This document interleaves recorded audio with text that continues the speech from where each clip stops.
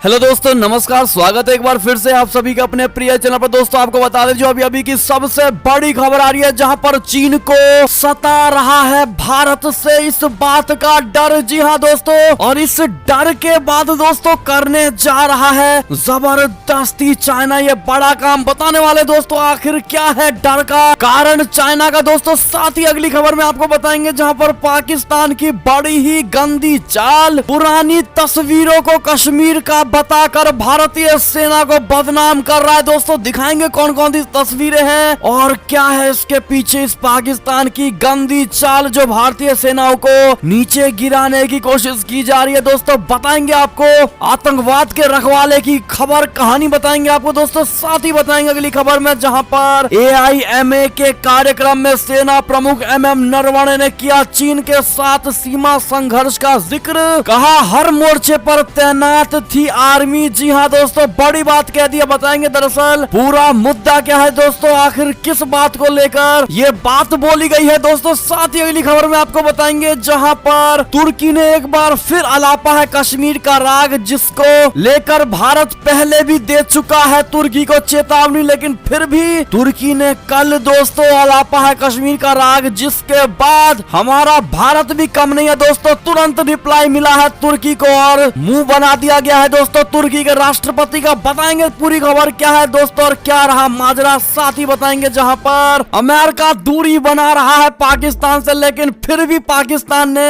America से रिश्तों को लेकर ये बात कह दी है दोस्तों। बताएंगे क्या कहा है इसने। साथ ही आपको बताएंगे, जहां पर ब्रिटेन के रक्षा मंत्रालय से लीक हो गई है सैकड़ों अफगानों का डेटा। जी हाँ दोस्तों, अब खतरे में आ गई है जिंदगी, जिसके बाद ब्रिटेन ने उठाया है ये कदम। बताएंगे दोस्तों क्या है पूरी बात। साथ ही बताएंगे, जहां भारत के दबाव के बीच ब्रिटेन झुकता हुआ नजर आया है दोस्तों, कोविशील्ड वैक्सीन को दे डाली मान्यता। जी हां दोस्तों, आप सभी के प्रयासों की वजह से ब्रिटेन को भी झुका दिया है दोस्तों हमने। बताएंगे पूरी खबर। उससे आगे आपको बताएंगे, जहां पर कैप्टन के बागी तेवर राहुल और प्रियंका को ही बता दिया अनुभवहीन। जी हां दोस्तों, साथ ही आपको मिलवाएंगे जूनियर CM योगी आदित्यनाथ से। जी हां दोस्तों, जिसको देखकर लोगों ने लगाए जय श्री राम के नारे। साथ ही दोस्तों LPG रसोई गैस सिलेंडर की सब्सिडी को लेकर अब सरकार ने नया प्लान तैयार कर लिया है दोस्तों। बताएंगे किस किस के खाते में आने वाले हैं सब्सिडी के पैसे। जी हाँ दोस्तों, साथ ही अगर आप भी अपने बच्चे यानी बेटी का दोस्तों फ्यूचर सिक्योर करना चाहते हैं, भविष्य सुरक्षित करना चाहते हैं, तो मात्र 416 रुपए बचाने से 65 लाख तक का दोस्तों मिल सकता है आपको अमाउंट। बताएंगे क्या है दरअसल पूरी खबर। तो हर तरह की खबर इसीलिए आपको आज बताने वाले हैं, आपसे जुड़ी आपके फायदे के लिए दोस्तों, इसलिए बने रहेगा वीडियो के अंत तक। और अभी खबरों में आगे बढ़ने से पहले हमेशा की तरह मानते हैं कि अपने भारतीय सेना में वो शौर्य, बल, ताकत, क्षमता, पराक्रम है दोस्तों जो किसी अन्य देश की सेना में नहीं है। साथ ही मोदी जी हैं तो हर चीज संभव है। तो फटाफट से इस वीडियो का भी कर दीजिए लाइक,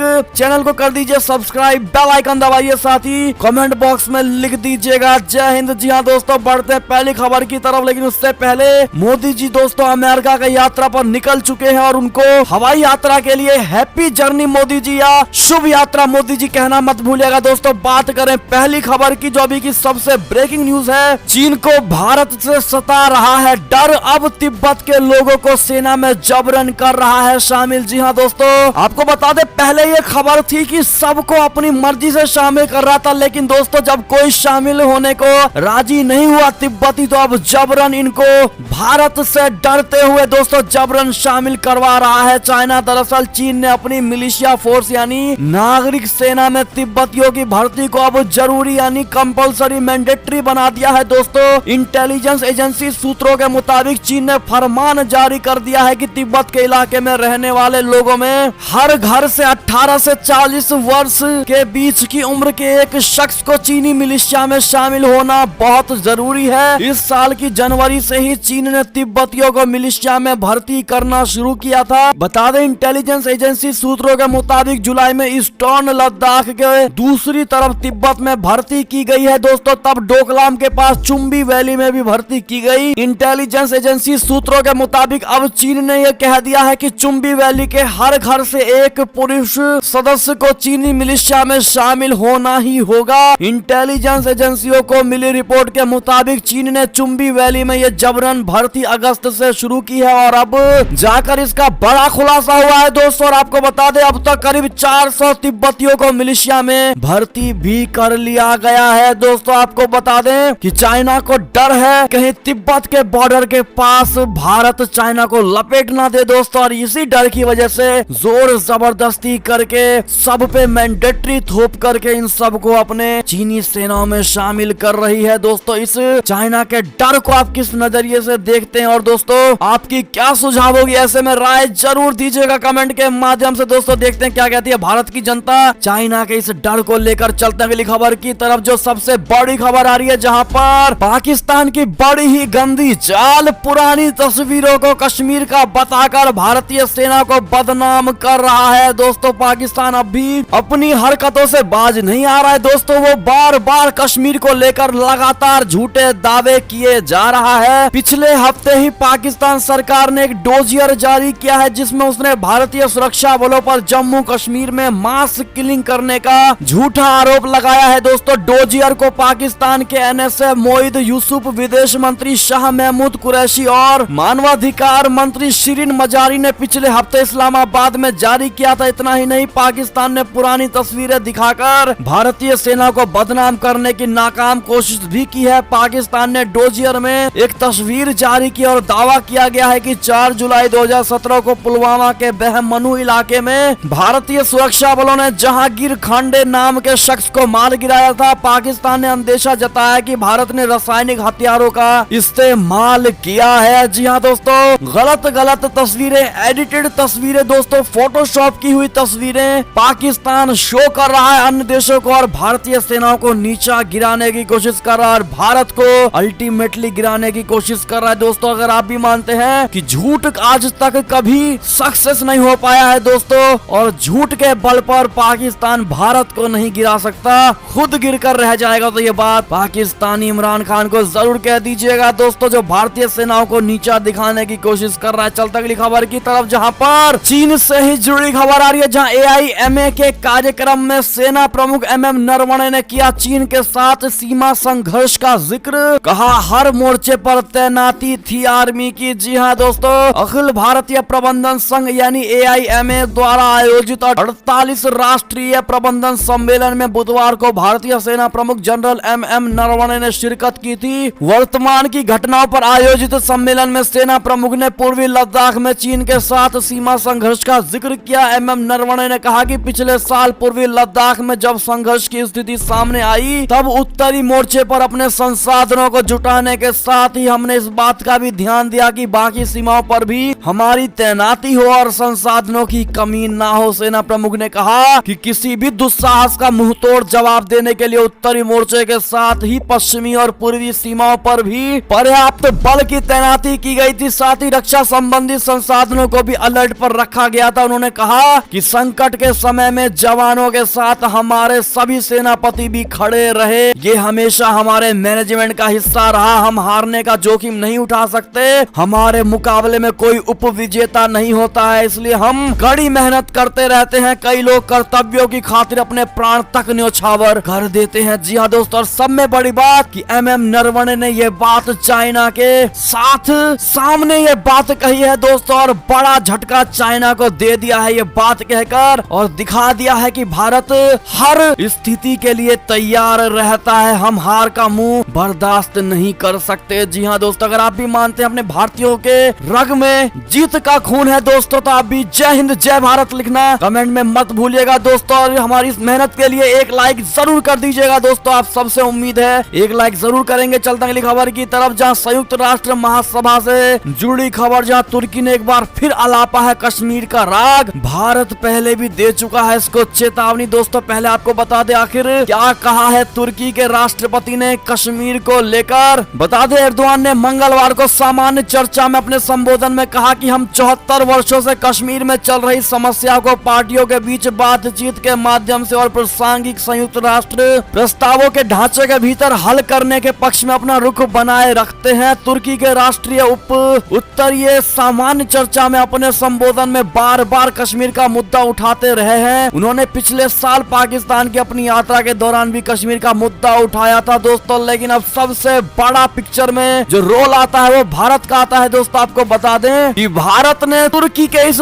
दुखती रग पर रख दिया हाथ और कह दी बड़ी बात। बता दे, कश्मीर मसले को लेकर पाकिस्तान के प्रति दोस्ती निभाना तुर्की को एक बार फिर से भारी पड़ गया। दोस्तों, कश्मीर मुद्दे पर तुर्की के जवाब का कुछ ही देर में भारत ने दे दिया करारा रिप्लाई। जी हाँ दोस्तों, और उसकी दुखती रग पर रख दिया हाथ। दरअसल विदेश मंत्री एस जयशंकर ने तुरंत साइप्रस के अपने समकक्ष निकोस क्रिस्टोडोलाइड्स के साथ द्विपक्षीय बैठक कर डाली और जिसमें उन्होंने साइप्रस के संबंध में संयुक्त राष्ट्र सुरक्षा परिषद के प्रासंगिक प्रस्तावों का पालन करने की आवश्यकता पर जोर दे दिया। जयशंकर ने क्रिस्टोडोलाइड्स के साथ अपनी मुलाकात के बारे में बुधवार को ट्वीट किया और लिखा, हम आर्थिक संबंधों को आगे बढ़ाने पर काम कर रहे हैं। मैंने उनके क्षेत्रीय अंतर्दृष्टि की सराहना की है। सभी को साइप्रस के संबंध में संयुक्त राष्ट्र सुरक्षा परिषद के प्रासंगिक प्रस्तावों का पालन करना चाहिए। आपको बता दें दोस्तों कि साइप्रस भी तुर्की के लिए वैसा ही मुद्दा है जो विवादित है दोस्तों, और तुर्की उसको अपना बताता है, लेकिन भारत ने भी उसको कश्मीर वाले मुद्दे पर घेर लिया है साइप्रस का नाम लेकर दोस्तों, और करारा जवाब तुर्की को दिया है कि आगे से कश्मीर का मुद्दा ना उठा पाए। जी हाँ दोस्तों, इसके लिए एस जयशंकर को आप थैंक यू जरूर कह दीजिएगा। चलता अगली खबर की तरफ दोस्तों, जहां पर इंटरनेशनल बेइज्जती से बौखलाया पाकिस्तान। अब कहा न्यूजीलैंड टीम को भारत से भेजी गई थी धमकी। जी हाँ दोस्तों, अब भारत पर लगा दिए हैं डायरेक्ट निशाना। बता दें, पाकिस्तान के साथ कुछ भी हो जाए, भारत पर दोष मढ़े बगैर उसका पानी भी नहीं पचता है। दोस्तों, न्यूजीलैंड टीम ने सुरक्षा खतरे का हवाला देते हुए 18 साल बाद अपना पहला दौरा रद्द कर दिया, मगर पाकिस्तान इसके लिए भी हर बार की तरह भारत को ही कसूरवार मानता है। दोस्तों, इंटरनेशनल बेइज्जती के बाद पाकिस्तान ने बुधवार को आरोप लगाया कि भारत की ओर से न्यूजीलैंड क्रिकेट टीम को एक धमकी भरा ईमेल भेजा गया था, जिसके बाद कीवी टीम को पाकिस्तान का दौरा रद्द करना पड़ा। आपको बता दें, न्यूजीलैंड के बाद ईसीबी ने भी अपनी पुरुष और महिला टीमों का पाकिस्तान दौरा रद्द कर दिया था। दोस्तों, आपको बता दें कि पाकिस्तान के सूचना और प्रसारण मंत्री फवाद चौधरी ने भारत पर टीम की वापसी को लेकर बड़ा आरोप लगाया है। दोस्तों, उन्होंने कहा कि न्यूजीलैंड की क्रिकेट टीम को जिस डिवाइस से धमकी भेजी गई थी उसका संबंध डायरेक्ट यानी सीधे भारत से था। दोस्तों, ऐसे में भारत पर झूठे आरोप और अपने आप को बचाने के लिए दोस्तों कितना भी झूठ बोलना पड़े पाकिस्तान बोलेगा। ऐसे में आप सुझाव और राय और एक करारा जवाब पाकिस्तान को जरूर दीजिएगा कि आगे से भारत पर इल्जाम ना लगा सके। चलते हैं अगली खबर की तरफ दोस्तों, लेकिन वीडियो लाइक नहीं किया तो प्लीज लाइक कर दीजिएगा। बात करें खबर की तो पाकिस्तान, रूस और चीन के राजनयिकों ने अचानक तालिबान के साथ कर दी है अहम बैठक। आखिर किस मसले पर हुई होगी बात, आपको बता दें चीन, रूस और पाकिस्तान के राजनयिकों ने तालिबान की अंतरिम सरकार के टॉप अधिकारियों के साथ काबुल में हामिद करजई और अब्दुल्ला से मुलाकात की है। एक चीनी अधिकारी ने न्यूज एजेंसी पीटीआई से बात करते हुए बताया कि हमने समावेशी सरकार गठन, आतंकवाद और मानवीय स्थिति को लेकर बातचीत की है। चलता अगली खबर की तरफ, जहां पर दूरी बना रहा अमेरिका, फिर भी पाकिस्तान बोला हम मजबूत रिश्ते चाहते हैं। जो बाइडेन के बात न करने से हैं लेकिन परेशान। बता दें, काबुल से अमेरिका की वापसी के बाद इस्लामाबाद और वॉशिंगटन के बीच बिगड़े संबंधों के बीच पाकिस्तान के विदेश मंत्री शाह महमूद कुरैशी ने कहा है कि हम अमेरिका के साथ मजबूत संबंध चाहते हैं। रेडियो पाकिस्तान की रिपोर्ट के मुताबिक न्यूयॉर्क में काउंसिल ऑन फॉरेन रिलेशनशिप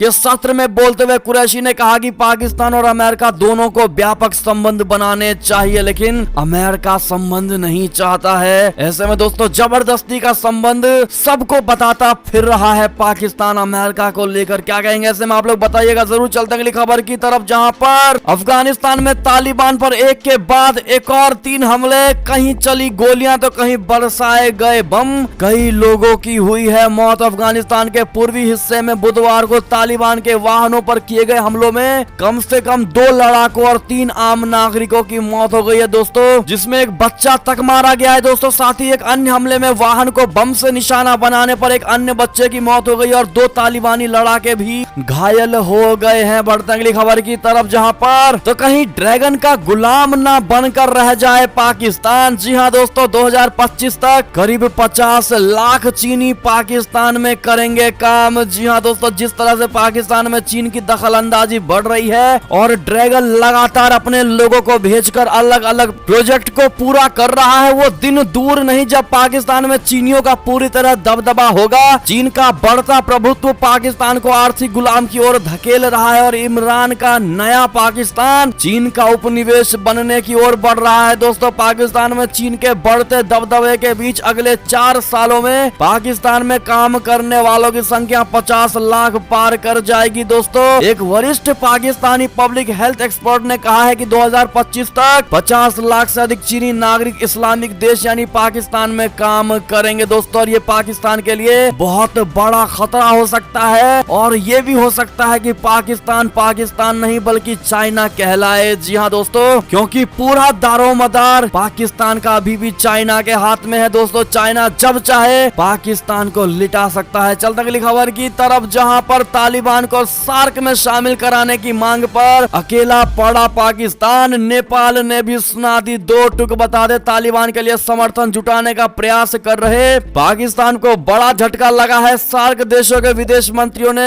उनकी शनिवार की होने वाली बैठक में एक सीट देने की अनुमति को अस्वीकार कर दिया है। सार्क की अगुवाई कर रहे नेपाल ने भी पाकिस्तान की इस मांग को ठुकरा दिया है। नेपाल ने कहा है कि संयुक्त राष्ट्र में अफगानिस्तान की अपदस्थ सरकार का प्रतिनिधित्व करने वाले गुलाम इसाक जई को लिखित आश्वासन प्रदान करने की अनुमति नहीं दी जाएगी। दोस्तों आपको बता दें बहुत बुरी तरीके से पाकिस्तानी प्रधानमंत्री इमरान खान का मुंह बना दिया गया है। दोस्तों क्या कहेंगे ऐसे में आप लोग राय सुझाव जरूर दीजिएगा। बढ़ते अगली खबर की तरफ, जहां अपनी गलती के लिए ब्रिटेन ने मांगी है माफी। रक्षा मंत्रालय से लीक हुआ सैकड़ों अफगानों का डेटा, खतरे में है इनकी जिंदगी। जी हाँ दोस्तों, ब्रिटेन में डेटा लीक होने के कारण उन सैकड़ों अफगान लोगों की जिंदगी खतरे में पड़ गई है जो तालिबान से छिपकर रहने को मजबूर हैं। इन लोगों ने 2 दशक तक चले युद्ध के समय ब्रिटिश सैनिकों की मदद की थी। ये लोग अब ब्रिटेन में शरण लेना चाहते हैं लेकिन किसी न किसी कारण से अब भी अफगानिस्तान में ही फंसे हुए हैं। दोस्तों ऐसे में इनकी जान को बड़ा खतरा हो सकता है क्योंकि ये डेटा अब तालिबानियों के हाथ लग गया है। दोस्तों चलते अगली खबर की तरफ, जहां पर अमेरिका पर भड़के ईरान के नए राष्ट्रपति इब्राहिम राइसी, कहा देश पर लगाए गए प्रतिबंधों को युद्ध के बराबर है। जी हाँ दोस्तों, ईरान के नए राष्ट्रपति इब्राहिम राइसी ने अमेरिका द्वारा उनके देश पर लगाए गए प्रतिबंधों की तुलना युद्ध से कर दी है। दोस्तों राइसी ने प्रतिबंधों की आलोचना करते हुए मंगलवार को कहा कि युद्ध का एक तरीका है। संयुक्त राष्ट्र महासभा यानी यूएन जनरल असेंबली यानी यूएनजीए में अपने पहले संबोधन में राष्ट्रपति इब्राहिम राइसी ने सीधे तौर पर अमेरिका की आलोचना की है। उन्होंने कहा प्रतिबंध लगाना दुनिया के देशों के साथ युद्ध का अमेरिका का एक नया तरीका है। दोस्तों इसका जवाब अमेरिका को जरूर मिलेगा। चलते अगली खबर की तरफ, जहां पर यूएन महासभा में भाग लेने पहुंचे ब्राजील के स्वास्थ्य मंत्री को हुआ कोरोना, जिसके बाद मिलने वाले नेताओं में फैल गया है। इसको लेकर डर। बता दे संयुक्त राष्ट्र महासभा के 76वें सत्र में भाग लेने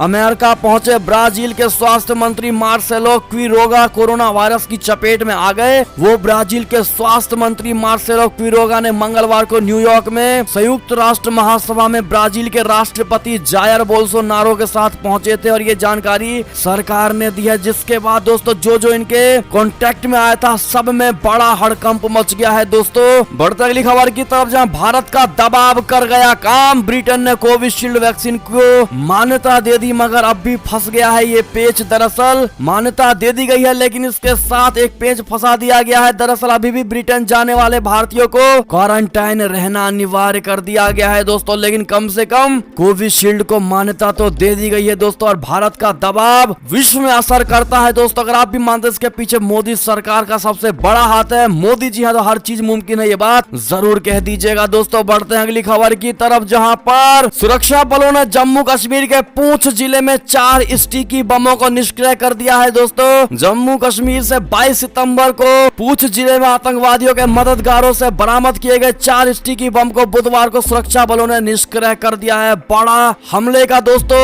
संभावना जताया जा रहा था जिसको अब निष्क्रिय कर दिया गया है। चढ़ते अगली खबर की तरफ, जहां पर अमेरिका के लिए सितंबर बड़ा ही घातक हुआ है। दोस्तों रोजाना औसतन 2000 मौतें हो रही हैं अमेरिका में। एक्सपर्ट ने इन 7 करोड़ लोगों को बड़ी चेतावनी दे दी है। जी हाँ दोस्तों बढ़ते हैं अगली खबर की तरफ, जहां पर भारत के वैक्सीन निर्यात के फैसले का WHO ने किया दिल से स्वागत।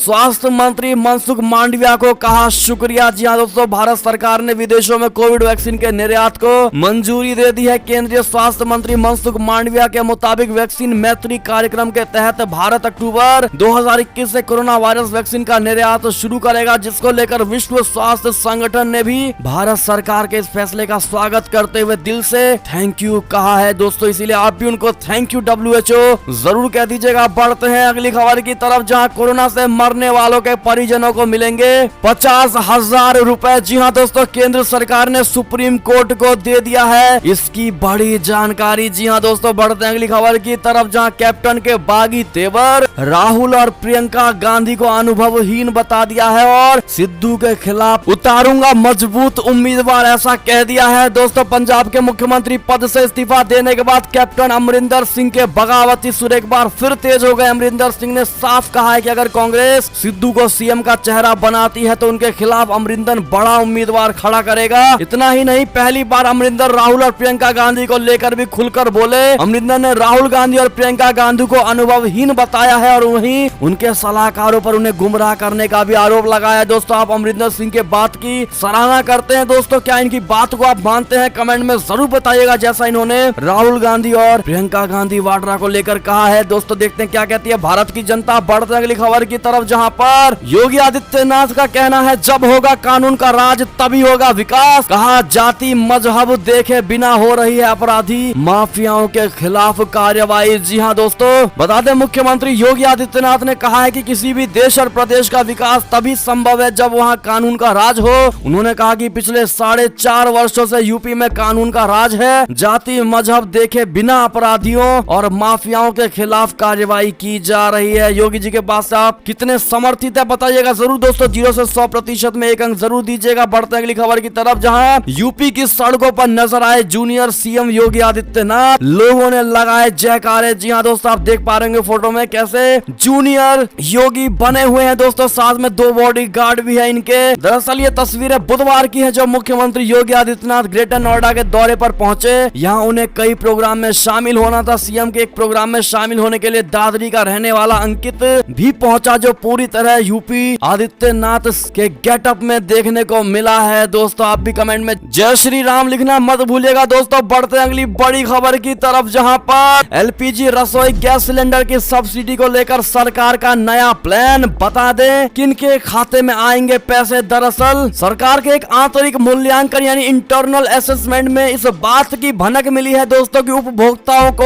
एक सिलेंडर के लिए 1000 रुपए तक देने के लिए तैयार है। सूत्रों से इस बात की जानकारी के मुताबिक बढ़े दाम पर एलपीजी सब्सिडी को लेकर सरकार का क्या विचार है, इस बारे में अभी कुछ साफ नहीं है। लेकिन सूत्रों की माने तो एलपीजी सिलेंडर को लेकर सरकार 2 रुख अपना सकती है। पहला, या तो सरकार बिना सब्सिडी के सिलेंडर सप्लाई करे, या दूसरा कुछ चुनिंदा उपभोक्ताओं को भी सब्सिडी का लाभ दिया जाए। जी हाँ दोस्तों, अभी सब्सिडी देने के बारे में कुछ साफ नहीं कहा गया है, लेकिन ये स्पष्ट है कि 10 लाख रुपए इनकम के नियम को लागू रखा जाएगा और कुछ चुनिंदा उज्ज्वला लाभार्थियों को सब्सिडी का लाभ अवश्य मिलेगा। बाद बाकी लोगों के लिए सब्सिडी खत्म भी हो सकती है दोस्तों, और ये हो सकता है सरकार का सब्सिडी को लेकर नया प्लान। कितने भाइयों बहनों की एनुअल सैलरी दोस्तों 5 लाख से कम है, सुझाव में जरूर दीजिएगा, जिससे यह अनुमान लगाया जा सके दोस्तों कि इतने भाइयों और बहनों को तो सब्सिडी अवश्य ही मिल सकता है सरकार की तरफ से। बताना मत भूलिएगा। चलते हैं अगली खबर की तरफ, जहां आपकी बेटी को नहीं होगी कभी पैसों की कमी। सिर्फ 416 रुपए बचाया तो मिलेंगे 65 लाख। जी हाँ दोस्तों, अगर आप भी बेटी के पिता हैं तो चाहते हैं कि आपकी बिटिया का भविष्य आर्थिक रूप से संपन्न हो सके, तो उसे कभी पैसों की दिक्कत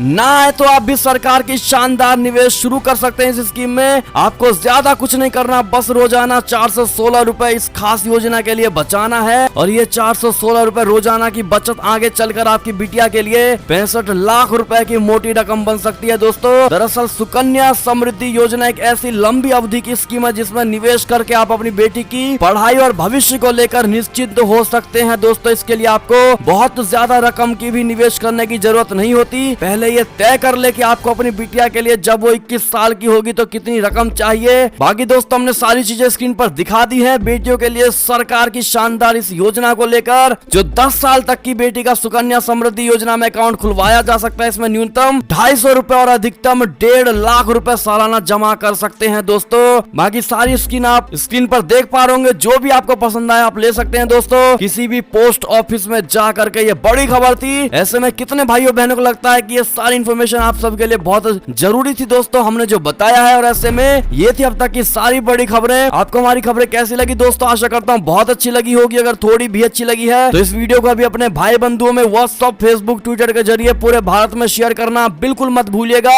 और अभी कर दीजिए इस वीडियो को लाइक, चैनल को कर दीजिए सब्सक्राइब, बेल आइकन दबाइए, साथ ही कमेंट बॉक्स में लिख दीजिएगा जय हिंद जय भारत। तो मिलते हैं आप अगली बड़ी खबर में, तब तक के लिए अपना ख्याल रखिएगा। बहुत बहुत धन्यवाद दोस्तों बने रहने के लिए। जय हिंद।